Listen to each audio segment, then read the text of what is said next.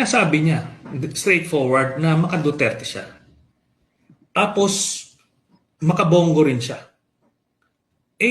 Yun yung mga kingpin dito sa sindikato na to na sa DPWH. Doon nagsimula yan. After nung kay Pinoy, sinet up nila yun nung panahon ni Duterte.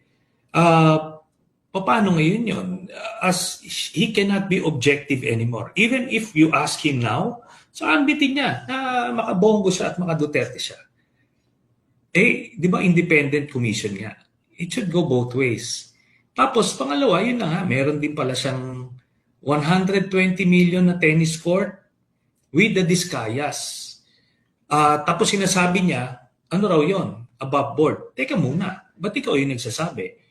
Di ba dapat siguro masilip din yon kasi medyo mahal-mahal na tennis court yan kung 120 million. Ano ba yan? Heated ba yung floors dyan? Ano bang setup niyan? Di ba?